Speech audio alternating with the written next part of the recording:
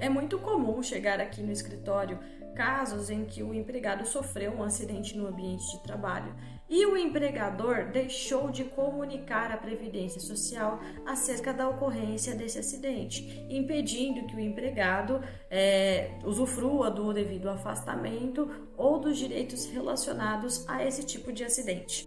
Muitas vezes o empregador ele deixa de emitir essa comunicação de acidente do trabalho justamente porque fica com medo do empregado realizar represálias, pedindo os direitos referentes a indenizações competentes junto à Justiça do Trabalho, o que é na verdade um erro. Também é muito comum chegar aqui no escritório empregadores que tiveram ocorrências de acidente de trabalho junto aos seus empregados na empresa e não sabem muito bem o que fazer nessa situação. Eu sou a doutora Flávia Antunes, sou advogada na cidade de São Paulo e no vídeo de hoje eu vou explicar tudo o que você precisa saber a respeito da CAT, Comunicação de Acidente do Trabalho, quais são os tipos de CAT e quando elas devem ser emitidas.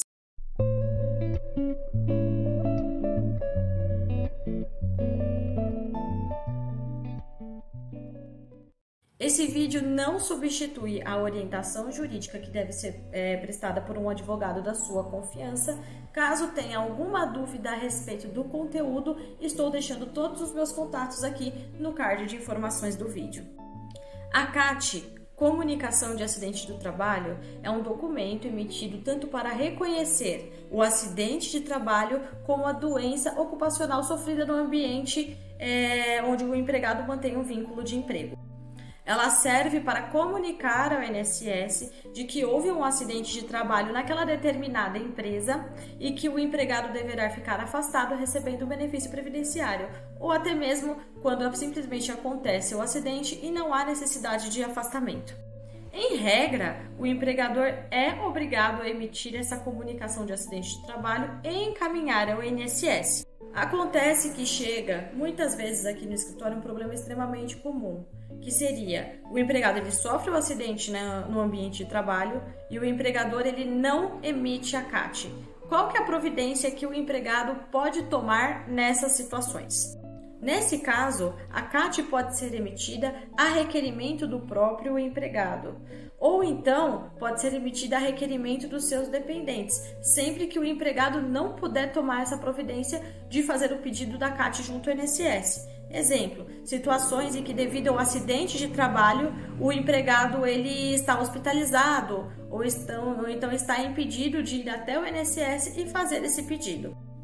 A CAT também pode ser emitida pelo médico que atendeu o empregado ou então por autoridades públicas que tenham verificado a ocorrência do acidente de trabalho dentro daquela empresa. Lembrando que se for verificado que o empregador se recusou a emitir a CAT, ele pode ser responsabilizado mais para frente, ainda mais se esse acidente sofrido pelo empregado lhe ocasionar sequelas. A CAT deve ser emitida no primeiro dia útil subsequente ao acontecimento do acidente de trabalho. Em caso de óbito do empregado, esse documento deve ser emitido de imediato. Existem 3 tipos de CAT. A CAT de abertura, quando ocorre um acidente de trabalho e essa é a primeira comunicação desse acidente. A CAT de reabertura, quando existe um agravamento da lesão sofrida pelo empregado. E a CAT de óbito, que ocorre quando o empregado vem a óbito e o empregador tem que emitir essa CAT de imediato. Lembrando que não é porque o empregador não emitiu a CAT ou que não houve emissão de CAT que o empregado não pode se socorrer da Justiça do Trabalho para requerer eventuais direitos decorrentes de sequelas sofridas por esse acidente de trabalho. Por esse motivo, é muito importante que tanto o empregado quanto o empregador tenham uma assessoria jurídica para poder enfrentar essa questão com mais tranquilidade. Gostou do vídeo? Estou deixando todos os meus contatos no card de informações. Não esqueça de curtir e compartilhar para ajudar no crescimento desse canal.